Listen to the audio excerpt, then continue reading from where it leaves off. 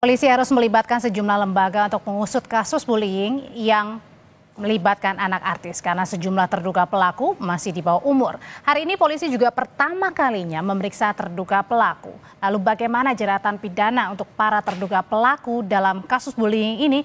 Kita ulas sore hari ini bersama pakar hukum pidana Universitas Sudirman, Hipnu Nugroho. Prof. Hipnu, selamat sore. Selamat sore Mbak Odi. Prof, ini kan hari ini pemeriksaan perdana bagi terduga pelaku sebagai saksi. Setelah kasusnya dinaikkan ke tahap penyidikan, polisi juga sudah memberlakukan Undang-Undang Perlindungan Anak. Apakah akan ada segera untuk penetapan tersangka bagi para pelaku?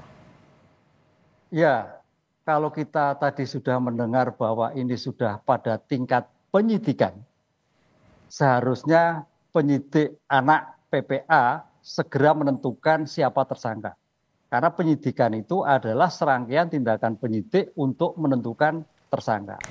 Karena ini tersangka anak, Mbak, suatu proses hukumnya itu cepat. Penahanannya pun paling hanya 7 hari. Nah itu loh. 7 hari lain dengan orang dewasa. Kalau orang dewasa sampai 20 hari, perpanjang 20 hari. Tapi kalau anak, ini adalah 7 hari. Dan perpanjang 5 hari. Disinilah saya kira penyidik sudah menentukan penyidikan, sehingga secepatnya. Karena apa ya? Dalam proses peradilan anak ini ada 2 misi Mbak yang harus sampaikan.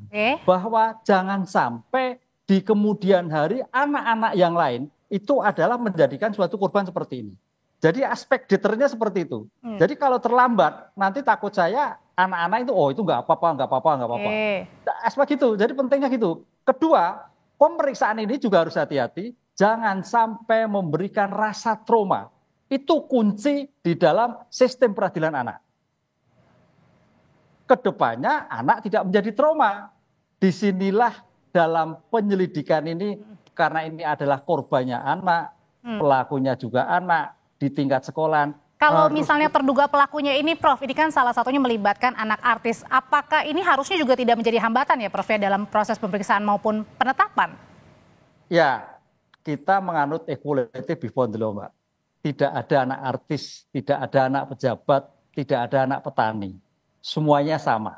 Disinilah bicara bukti, bicara aspek deteren. Jadi jangan sampai kasus sekolah ini, BN ini, jangan sampai merembet dengan kasus-kasus yang lain.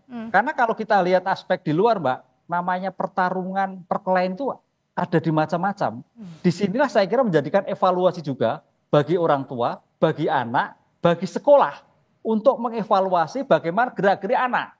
Oke. Saya kira evaluasi sekolah juga evaluasi bagaimana gerak-gerik anak, bagaimana tindakan anak. Ini jangan sampai seolah-olah nanti langsung kepada polisi, tapi anak sekolahan itu menjadikan faktor fundamental untuk mencegah dini kejadian tersebut. Oke, nah untuk terduga pelakunya ini kan berada di bawah umur ya, Prof, ya. Ini gimana mengusut unsur pidananya, apalagi Undang-Undang Perlindungan Anak sudah diterapkan ini?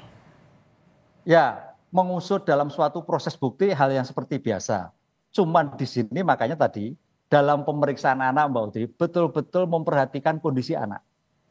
Betul-betul didampingi anak. Jadi jangan sampai anak itu menjadi tertekan. Ini yang menjadikan sulit. Makanya Polri itu membuat suatu direktorat sendiri anak, penyidik anak. Ini karena apa? Ini anak masa depan, Mbak. Masa depan yang harusnya menjadikan terima. Sehingga undang-undang itu memberikan suatu perlakuan khusus, baik itu pemeriksaannya, baik itu pemidanaannya, yang tidak boleh maksimal, paling separuh. Karena apa? Kalau toh sampai misalkan seperti kasus dulu, kasus yang melibatkan sampai kasus luka berat, ini anak bisa berkembang masa depan. Nah ini yang diinginkan bahwa proses litigasi yang adanya dalam suatu peradilan pidana itu adanya diversi nanti, Pak.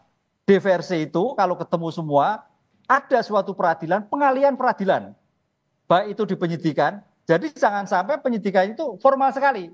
Tapi bagaimana dijak main, makan, dan sebagainya. Hasilnya dapat, tapi tidak menimbulkan trauma. Itu yang konsep diversi yang dikembangkan di dalam suatu peradilan. Karena ini semua anak di bawah umur. Begitu, Mbak. Oke, nah kalau misalnya apa yang dilihatnya juga Prof, ketika ini kan terduga pelaku dan juga korban ini membuli korban ya, ini berada di luar area sekolah meskipun jaraknya juga nggak jauh dari sekolah sebenarnya, Prof. Ya, itu hanya sebagai bentuk tanggung jawab. Jadi kalau memang di dalam sekolah tanggung jawab, sekolah punya tanggung jawab. Tapi karena ini di luar, kan ini merupakan tindak pidana umum, Mbak. Jadi tindak pidana umum tidak menyangkut di sekolah atau di luar sekolah. Di luar sekolah itu kaitannya etik, kaitannya kepantasan, kaitannya tanggung jawab. Jadi disinilah polisi yang mempunyai suatu kewenangan di dalamnya suatu penyelesaian ini.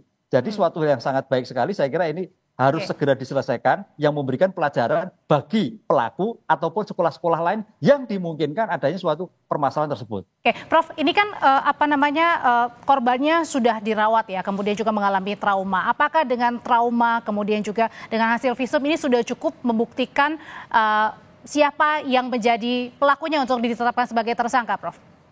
Atau butuh bukti-bukti lainnya? Saya kira kalau itu lingkupnya adalah anak, apalagi dalam lingkup sekolah, sangat cukup sekali, Mbak. Temannya sudah diperiksa, ada luka yang menyebabkan karirnya kekerasan. Itu kalau kita lihat di dalam suatu undang-undang perlindungan anak, pasal 80 masuk, itu bagian pengancaman, penganiayaan, pendurungan. Jadi nggak sulit, karena ini anak. Tadi sampaikan ada yang sampai pembiaran juga. Ini suatu yang sangat luar biasa. Kenapa berarti artinya bisa juga yang anak-anak yang membiarkan melihat itu kejadian itu bisa juga dijerat? Sangat bisa, Mbak. Delik pembiaran mengetahui ada suatu kejahatan tapi tidak melaporkan. Disinilah nanti akan dipisah-pisah mana yang sebagai pelaku utama, mana sebagai pembiaran. Motifnya apa? Ini yang perlu sekali. Jadi karena ini anak, kita jangan mencoba pada suatu aspek sistem peradilan nanti diversi, tapi adalah motif. Motif ini sebagai aspek deteren sehingga menjadikan pelajaran bagi kelompok-kelompok anak lain, bagi orang tua, bagi sekolahan. Kalau kita pelajari ini kan kasus ini kan sudah lama sebetulnya, geng-geng itu. Sehingga tidak masuk geng. Ini kan pola lama sehingga sebetulnya bisa tercium, Mbak, tidak sampai meledak seperti ini. Kalau geng sendiri itu gimana sih, Prof? Artinya bisa disebut sebagai mungkin jangan-jangan ada perencanaan untuk membuli atau gimana itu bisa masuknya, Prof? Ya, bagus Mbak Uti. Kalau membuli perencanaan nanti kita lihat suatu proses mekanisme.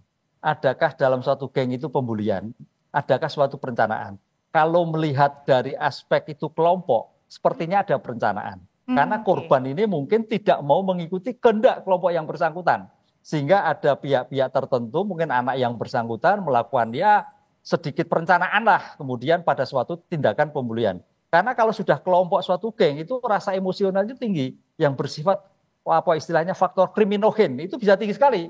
Lah itu yang sebetulnya bisa dicegah. Tapi karena mungkin kelompok besar, lah ini yang terjadi seperti sekarang ini. Dan menindas yang sendirinya ya atau yang kecilnya gitu ya, Prof? Iya, itu Mbak Uti. Pakar Hukum Pidana Prof. Ibnu Nugroho, terima kasih untuk ulasannya. Sehat selalu, Prof. Matur nuwun.